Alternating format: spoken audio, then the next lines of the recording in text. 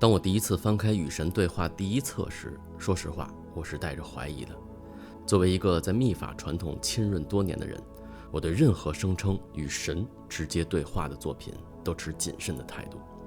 但是读完第一章，我就知道这不是一般的宗教读物，而是一场对传统神学观念的彻底颠覆，也是对人类本性认知的根本重构。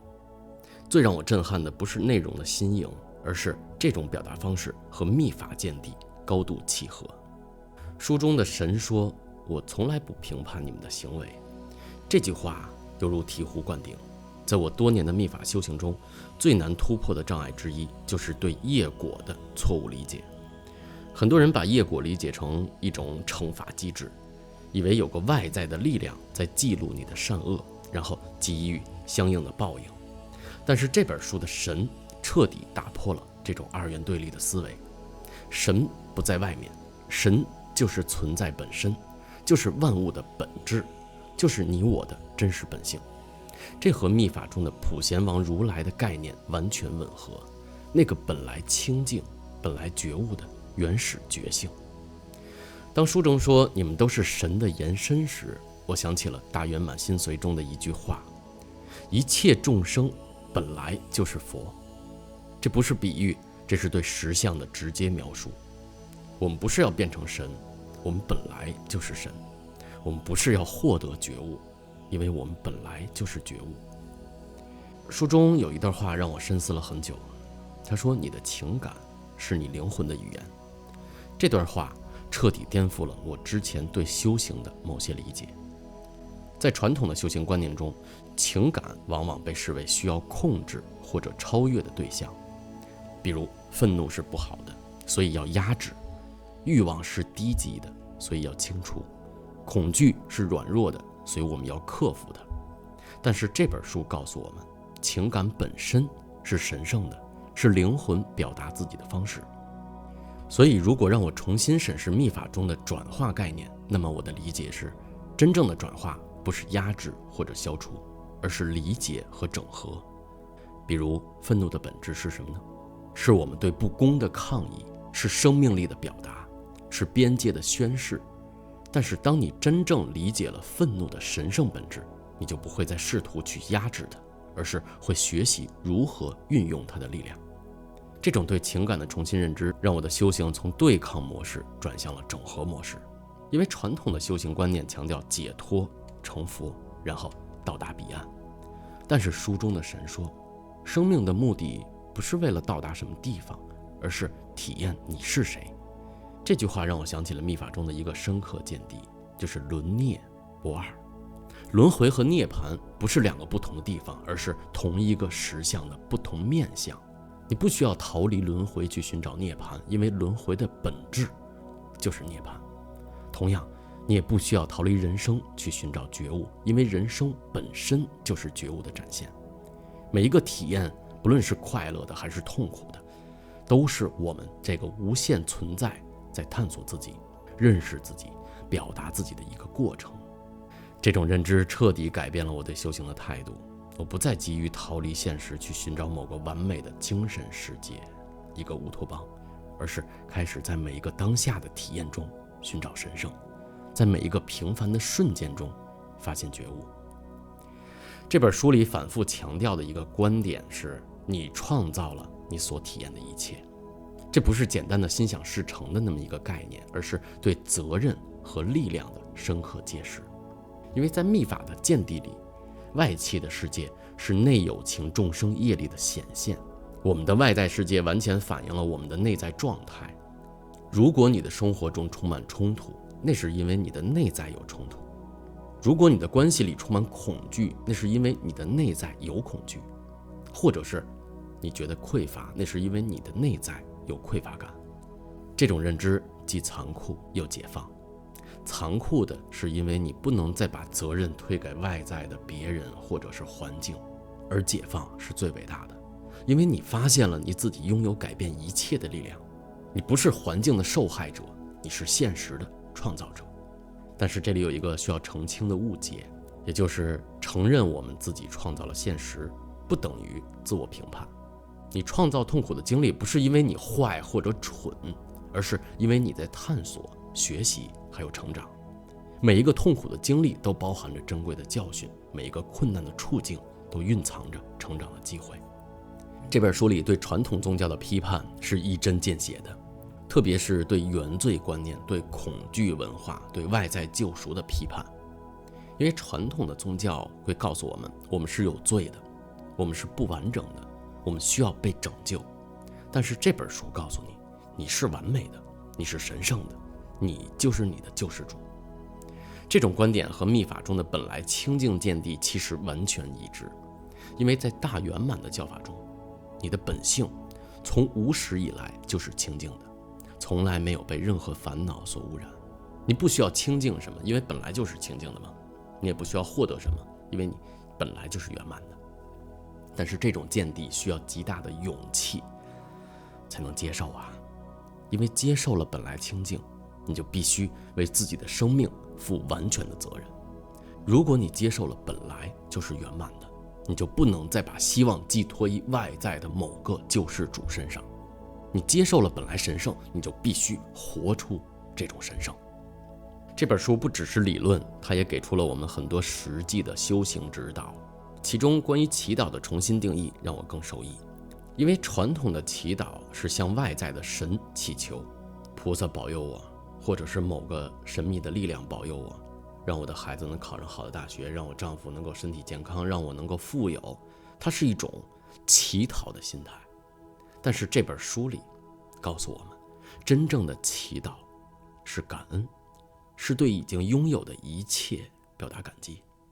这让我想起了密法中的本尊瑜伽。在本尊瑜伽中，你不是向外在的佛祈求加持，而是观想你自己就是佛。关于观想本尊，一般也会分享一个视频，视频的内容是如何和本尊建立连接，以及自生本尊还有对生本尊。如果我们观想自己就是佛的话，那么我们就已经具备了佛的一切功德。而这种观想其实不是自我欺骗，而是恢复对自己本性的正确认知。这本书里关于和别人的关系的见地也非常深刻。他说，关系的目的不是为了让你快乐，而是让你觉悟。意思是每一个出现在你生命中的人都是来帮助你认识你自己的，包括那些让你痛苦的人。这种见地让我重新审视了自己所有的关系。那些我曾经怨恨的人，原来是我最好的老师。那些我曾经逃避的冲突，原来是我成长的机会。当然了，我对这本书也有一些质疑。首先，书里对恶的解释有点过于简化了。他说恶只是对爱的误解，只是恐惧的表达。但是在密法的见地中，虽然一切现象都是觉性的显现，但显现的层面确实有善恶的区别，有智慧和愚痴的区别。否定这些区别可能会导致伦理相对主义的问题。其次，书里的一些表述容易被误解成为新时代的浅薄乐观主义，比如强调你想要什么就能得到什么。这可能会让我们忽略业力法则的复杂性，忽略修行的艰难和漫长。但是这些质疑不影响我对这本书整体价值的认可，因为它最大的贡献在于打破了传统宗教的恐惧模式，建立了基于爱和理解的灵性模式。读完了这本书以后，我的修行发生了深刻的转变。我不再因为害怕下地狱而修行，而是因为热爱真理而修行。我也不再试图消除负面情绪，而是学会理解和转化它们。我不再把修行当作逃避人生的方式，而是把人生当作修行的道场。我不再把希望寄托在外在的上师或者救世主身上，而是更深入地探索自己的内在智慧。如果说第一册是关于个人和神性的连接，那么第二本就是关于如何在关系中体现这种神性。这个转向对我来说具有革命性的意义，因为在传统的密法修行中，我们往往强调独修啊、闭关啊、逃离世俗，仿佛只有在远离人群的地方，我们才能够找到真理。但是这本书告诉我们，关系不是修行的障碍，关系就是修行的本身。这种见地和密法中的红尘修行不谋而合。在金刚乘的传统中，高级的修行者往往选择在世俗社会中修行，在和众生的互动中成就自己的菩提心，因为只有在各种关系中，你才能真正检验自己的修行程度，只有在和别人的互动中，你才能真正了解自己内心的状况。那么既然提到关系，当然少不了爱情。这本书里对爱情的重新定义让我感到震撼。他说，爱不是一种情感，爱是一种行为，爱不是我们感受到的东西，爱是你所是的东西。在传统的爱情观念建立在需要的基础上，比如我需要你的陪伴，所以我爱你；我需要你的钱，所以我爱你；我需要你认可我，所以我爱你。但这种爱本质上是一种交易，是一种条件性的依赖。用中国的古话来讲，就是以利相交，那么利尽就会散。但是这本书里的神说，加引号的那个神，真正的爱是无条件的给予，是不求回报的分享，是对对方最高善的祝福。就是即便他要离开我，我也会祝他幸福；即便他伤害我，我也能理解他的痛苦；即便他不能给我想要的，我也会感恩他给我的体验。这种爱的观念和密法中的慈悲高度一致。真正的慈悲不是情感的波动，而是智慧的展现。你慈悲一个人、某个人，不是因为他对你好，而是因为他和你一样，都是觉性的显现。我们帮助一个人，不是因为我们要去获得什么功德，而是因为帮助别人就是帮助自己。但是要达到这种爱的境界，需要彻底放下ego、小我的需求模式，这可能是反人性的，是我们人类最难攻克的功课之一。那么分享完爱情，那少不了就是性。在第2本中，关于性的论述也是最具争议，但同时也是最具解放意义的部分。这本书里说，性它是神圣的，是2个灵魂最深层的沟通，是创造力的最直接表达。这种观点对传统宗教的性罪恶论是致命的冲击，因为几千年来各种宗教传统都把性描绘成最低级的、肮脏的、需要被控制或者超越的东西，甚至在某些修行传统中，性被视为修行路上最大的障碍。但是这本书告诉我们，性本身不是问题，对性的错误态度才是问题。当性建立在爱、尊重和神圣感的基础上时，它可以成为最深刻的灵性体验。当2个人在完全的爱和信任中结合的时候，他们体验到的不仅仅是身体的快乐，更是灵魂的融合。这让我想起了密法中的双身修法。在高级的密法修行中，性被视为转化能量、证悟空性的殊胜方法。也就是说，男女结合不是为了满足个人的欲望，而是为了在最强烈的快乐中体验乐空不二的境界。当然了，这种修法需要极高的见地和定力，绝对不是一般的性行为可以比拟的。但是它说明了一个道理，在最高的修行层次上，没有什么是需要被否定的，一切的一切都可以被转化为觉悟的方法。爱情、性，那么接下来就是婚姻。这本书里对婚姻的制度，它的评判也让我深思。他说，传统的婚姻往往是基于占有、还有控制、还有安全感的需求，而不是基于爱和成长。也就是说，你是我的，我是你的，这种所有权的语言本身就暴露了婚姻的本质问题。你不能拥有另一个人啊，就像你不能拥有风或者阳光一样。真正的关系是2个自由的灵魂选择在一起成长，而不是2个恐惧的个体互相绑架。然后他提出了一个非常理想的关系模式，就是我选择和你在一起，不是因为我需要你，而是因为我想和你分享我的完整，我想创造更大的整体。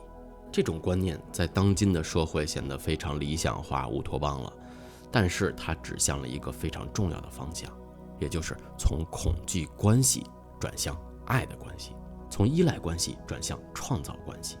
而在密法里，一切关系的本质都是镜像关系，你在别人身上看到的都是你的内在某些部分的反应。就像我有一个签名叫彼见是我身，我见是彼身。我们爱一个人，是因为它反映了我们内在的光明。我们恨一个人，也是因为它反映了你内在的阴影。真正成熟的关系是两个人互相帮助对方看清自己的全貌，包括光明的还有阴影的。那么有了婚姻以后，我们就要挣钱养家糊口了。书中关于金钱的论述也彻底颠覆了传统的金钱是万恶之源的观念。他说金钱本身是中性的，它是一种能量的交换形式，问题不在于金钱，而是在于你和金钱的关系。传统的灵性教导往往鼓励我们贫穷，认为物质的富有会阻碍我们精神的成长。但是神说，贫穷不会让你更接近神，而富有也不会让你远离神。重要的是你如何去使用财富，以及财富是否会成为你的执着。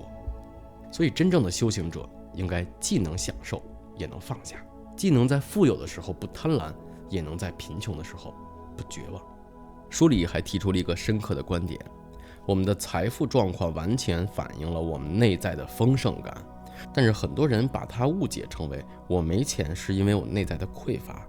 但是他真正要表达的意思是，如果你的内心充满匮乏，即便你拥有很多财富也会感到不够。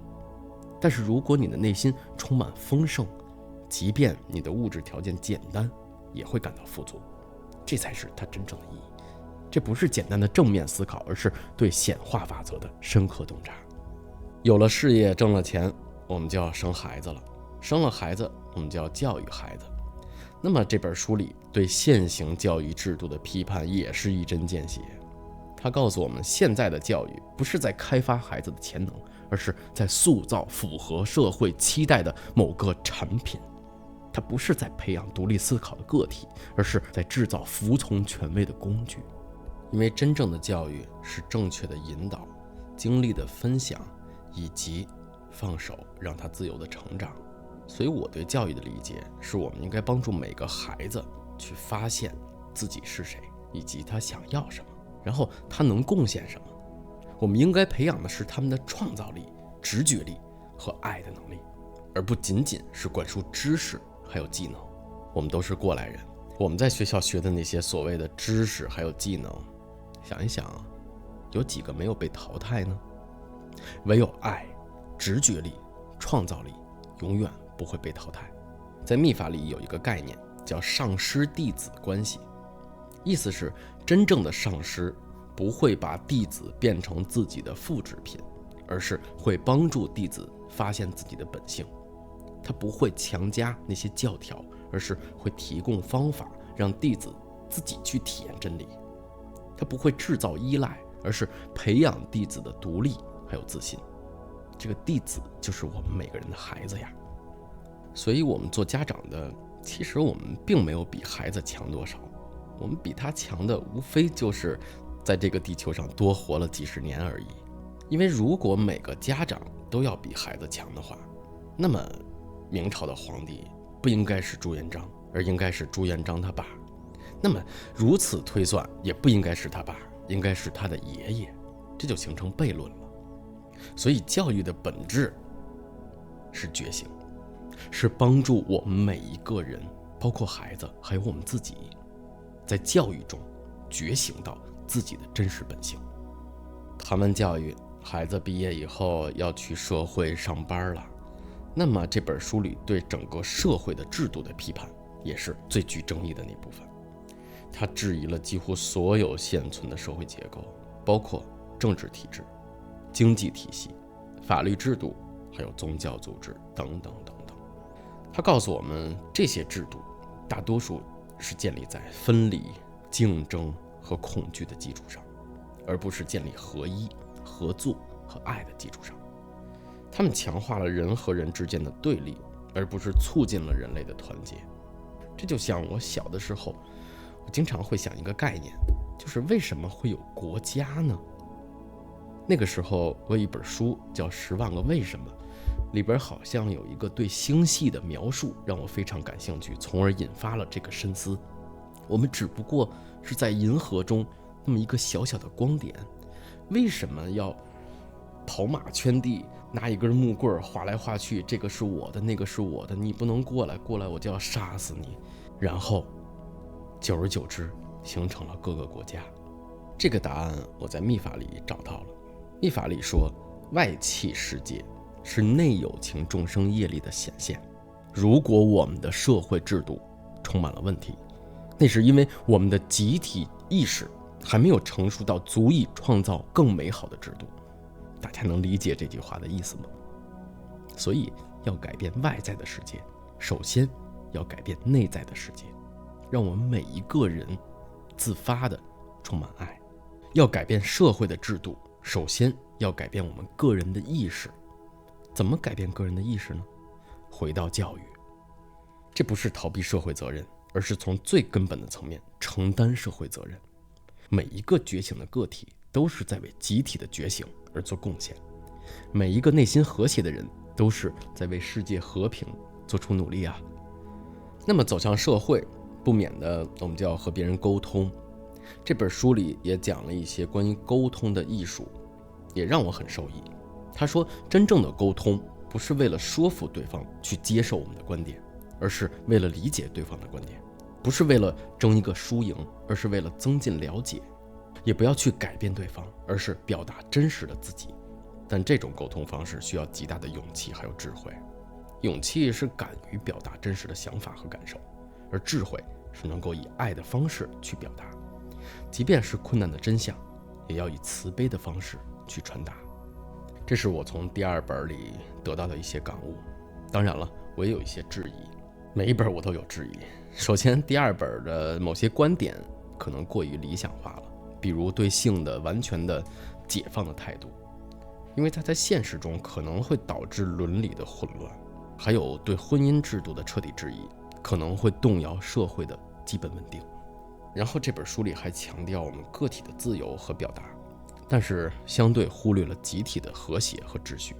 因为在现实社会中啊，我们每个人的自由必须和别人的权利平衡吧。但同样，这些质疑不影响我对这本书核心价值的认同，因为它最大的贡献在于打破了我们对关系、爱情、金钱、教育这些问题的固有思维，它开启了一种新的可能性。如果说前两本是在个人和关系层面的觉醒，那么第三本就是在文明和宇宙层面的觉醒。这个转向对我震撼是巨大的。作为一个喜欢密法传统的人，我习惯于把注意力放在个人的解脱和正悟上。说实话，我很少思考整个人类文明的进化方向。但是这本书，它把我的视野拓展到前所未有的宽度。它让我明白了，我们不仅要考虑个体的觉醒，更要考虑集体的觉醒，还有种族的进化，还有文明的转化。这种宇宙尺度的思维和密法中的法界观其实也是高度契合。在大圆满的见地中，我们个人的觉悟和宇宙的觉悟是不二的。我们个人的解脱和众生的解脱其实是同时发生的。你不可能在一个沉睡的世界里独自觉醒，你的觉醒必须要参与到整个法界的觉醒进程中。第三本书描述的高度进化文明有几个共同的特征。第一个特征就是我读出来的啊。第一个特征是没有竞争，只有合作；第二个是没有恐惧，只有爱；第三个是没有秘密，只有透明；最后一个是没有占有，只有分享。没有竞争，只有合作，是因为我们理解到了所有的存在都是一体的。三轮体空，伤害别人就是伤害我们自己，帮助别人就是帮助自己。我们的孩子晚上饿了，说爸爸妈妈我要吃碗面，我们去给他做要求回报吗？没有任何要求，我们认为那是应该的，就是应该要给他做。就是把这种格局放到别人身上，放到陌生人身上，那就是三轮体空，那就是所有存在都是一体的。这就是密法的如幻观。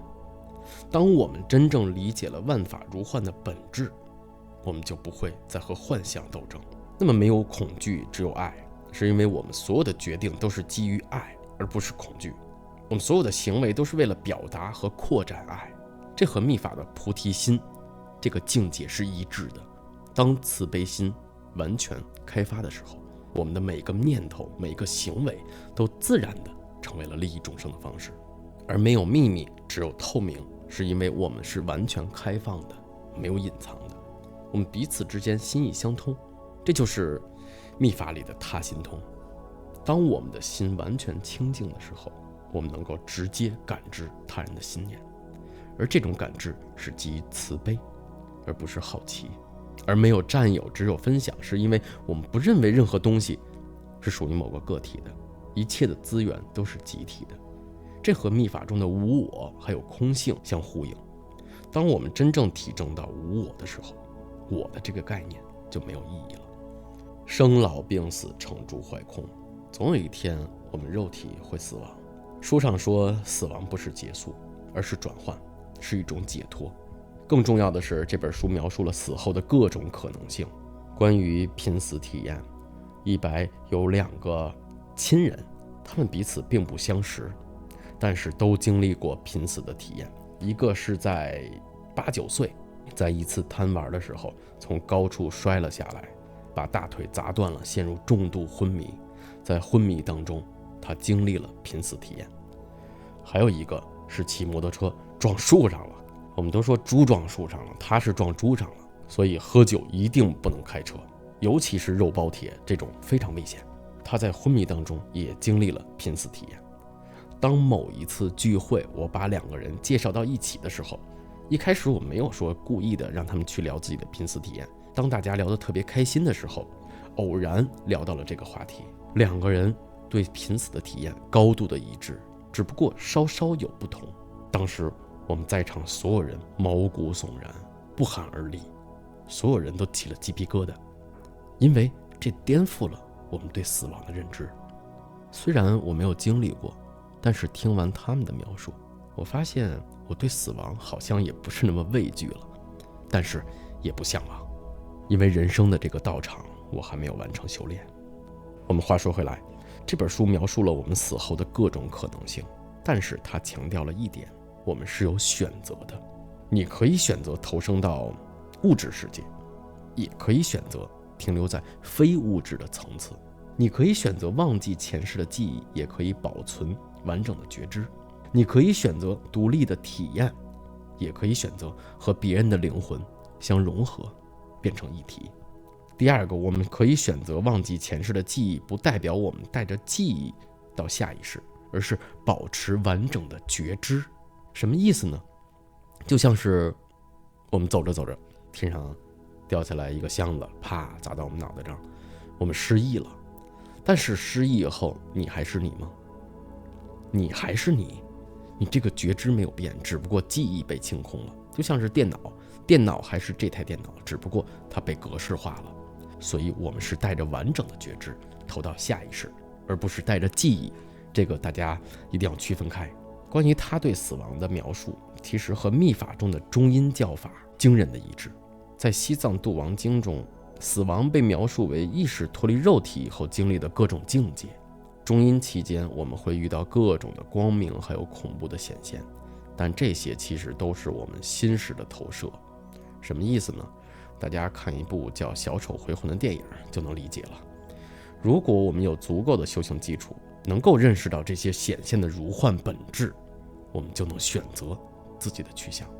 这本书特别强调的一点让我非常印象深刻。他说，在死亡的那一刻，你体验到的是完全的爱和理解，没有审判，没有惩罚，只有你对整个人生经历的深度理解和接纳。用句白话来解读的话，就是人之将死，其言也善。就好像在游戏结束的那一刹那，我们知道了这是一场游戏，所有的执着自然都会放下了，不是那种刻意的放下，而是真正放下了。在那一刻，我们会体验到我们本来面目的光明，这个光明就是纯粹的觉性，没有任何评判或者是分别，然后安住在这个光明中，获得解脱。解脱以后就要轮回了。那么书里对轮回机制的解释也比传统佛教的描述更加细致和人性化。当然我没有二元对立，我只是通过我个人的一些片面的解读和观点和大家分享。这是我对这本书以及对佛教关于轮回机制的一些理解。这本书说，我选择的每一次投生都是为了体验某种特定的经历，然后去学习某种特定的功课，或者是发展某种特定的品质。没有任何外在的力量强迫你轮回，什么下油锅呀，让阎王爷报道啊，这都是我们自己的灵魂渴望成长，渴望体验，渴望表达自己的不同面向。每一次投生都是我们精心设计的一个学习计划吧，包括你的父母、环境、挑战还有机遇。那我知道很多人都是地狱模式，那可能上一辈子你经历过荣华富贵，你想挑战一下高难度吧。我觉得这种观念特别有意思，他们既给我们主体感，又给我们目的感。也就是说，你不是业力的受害者，而是成长的主导者。我们不是被动的承受那些果报，而是主动的选择去体验。但是这里有一个重要的区别，就是和传统密法的区别。传统密法强调的是解脱轮回，而这本书似乎在说轮回本身是一种选择和游戏。那么我个人的理解是，当我们完全觉醒以后，轮回和解脱都变成了某种自由的选择，而不再是被动的束缚。就像是游戏对于孩子来说是必须的，对于我们来说可有可无。同时这本书对宇宙法则也进行了重新的阐释，他讲了3个法则。第一个法则是思想是创造性的，我们的思想不仅仅是影响我们的体验，而是参与创造现实本身。用5个字来解释的话，就是万法唯心造。但是它更强调了思想的实际创造力。第2个法则就是恐惧会吸引恐惧的事物，你越害怕什么，你就越容易经历什么。这不是惩罚，而是一种反应机制。当你的意识充满恐惧的时候，你自然就会创造出恐惧的现实。第3个法则，爱是唯一的真实，除了爱以外，一切都是爱的缺失所创造的幻想。比如愤怒，它是被阻碍的爱，而悲伤是被失去的爱，恐惧是被威胁的爱。书里说，这3个法则不是道德的教条，而是宇宙运作的客观规律，就像道一样。理解和运用这些法则，你就能更有效地去创造你想要的现实。那么谈到了宇宙，他又讲到了外星文明，也有一些深层的启示，但是同样也最有争议，也最容易被误解。但是我认为他描述的价值不在于它的争议性，或者是字面上的真实性，而是在于它象征的意义，就是譬喻。比如他说，这些高度进化的外星文明代表的是人类文明的未来可能性，是我们集体无意识中对完美社会的向往投射。他们不一定真实存在，但他们代表的价值观和生活方式却是值得我们思考和追求。书里说，这些文明没有政府，因为每一个人都自然地按照最高善行事；没有法律，因为每一个人都自觉地尊重他人的权利；也没有金钱，因为每一个人都慷慨地分享自己拥有的一切。这种模式在密法里被称之为净土，在道家里被称之为道法自然，一个完全由觉悟众生组成的世界。在那儿，一切都是和谐的，一切都是美好的，因为每一个存在都完全展现了自己的佛性。读完第3册，我产生了比前2册更多的质疑。首先是关于外星文明的描述过于完美化，在我们的认知内，现实中的任何文明，不论多么高度进化，都不可能完全没有问题和冲突。这种完美化的描述容易导致不切实际的期待。其次是对现有制度的批判过于绝对化。虽然现有的政治、经济，包括教育制度确实有很多问题，但是它们也有其存在的合理性和必要性。完全否定可能会导致破坏性的后果。第3，关于文明进化的时间表过于乐观。人类意识的转换是一个极其缓慢的过程，不可能在短期内发生根本性的改变。过于乐观的预期会导致失望还有挫折。第4点是某些观点缺乏可操作性，比如无政府、没有金钱，这些概念在当今的人类文明条件下几乎不可能实现。但再一次强调，这些质疑并不影响我对这本书整体价值的认同。读完了《与神对话》这个系列，给我展现了一个前所未有的宏大愿景。它给我展现的是一个基于爱而非恐惧，基于合作而非竞争，基于智慧而非无名的人类文明。虽然这个愿景在当今看遥不可及，但是它代表了一个可能。每一个读到这本书并被其触动的人，都在某种程度上成为了这个愿景的携带者和传播者。这种愿景被称之为净土或者是佛国，一个完全由觉悟众生构成的完美世界。虽然外在的净土可能遥远，但是内在的净土当下就可以实现。当足够多的人实现了内在的净土，外在的自然就显现了。读完这个系列，我更加坚信，真正的修行不能脱离世间，而真正的觉悟必须要利于众生。我们的智慧要用来服务文明的进化。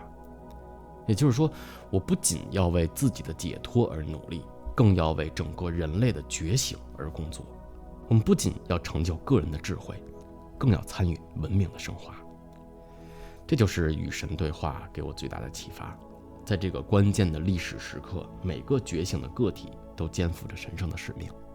我们不仅要完成自己的灵性成长，还要为整个人类文明的觉醒而贡献。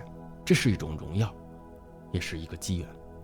因为当整个人类文明都觉醒的时候，我们每个人也就真正的回到了家，那个充满爱、智慧和创造力的宇宙家园。